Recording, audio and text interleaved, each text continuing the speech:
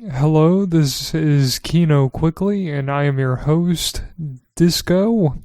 Today I watched Mulan, the 2020 film directed by Niki Caro and starring Yifei Liu, Donnie Yin, Zima, Jason Scott Lee, Yosan An, Ron Huan, Gong Li, and Jeet Li. This is a movie. It's based on Disney's original Mulan, which is an anime movie, and this is also Disney's Mulan, but this one's a live action movie. And instead of starring cartoons, this stars real Chinese. In this movie, Mulan her nation is gonna get conquered by the bad guys, and Mulan can't fight because she's a woman in feudal China, so she has to become a man to fight the bad guys. I like this movie.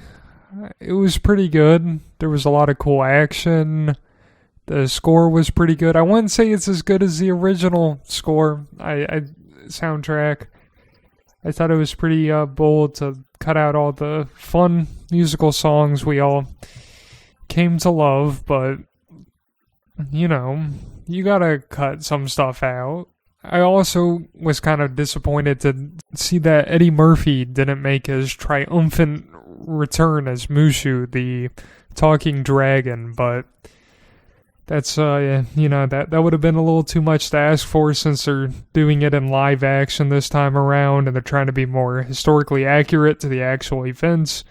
And it's really hard to find a live dragon.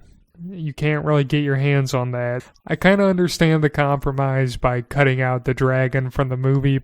I think they still could have found a way to incorporate Eddie Murphy into the film as maybe one of the bad guys, or make him a Chinese soldier. Maybe put a mask over him or something. But I mean, it's just because in the original you don't even see Eddie Murphy, so I don't think it'd make much difference if he has a mask over him. But I don't think he's Chinese passing, so I think it would be kind of strange for Eddie Murphy to just show up in feudal Japan. If it were up to me, he'd be the emperor, but, I think Disney's really focused on making this as historically accurate as possible, so I understand their exclusion of the character Mushu and the exclusion of Eddie Murphy in general. I still would have liked to see him in maybe a narration role, some kind of role doing voice work, but, you can't win everything. So, when it comes to the overall movie, I'm going to give it 1 thumbs up. The only reason it's not getting 2 thumbs up is the complete exclusion of Eddie Murphy. I hope for Eddie Murphy's sake, I haven't seen him in a lot of movies recently, so I hope he got some sort of royalties from this, because he really sold the first Mulan movie, and I think the success of that movie is kind of the reason anybody even saw this new one. I think if this new one came out, it's a good movie, but let's be honest, nobody would see it besides the name recognition of Mulan. So I'm hoping Eddie Murphy's doing fine and getting a fat paycheck from this movie.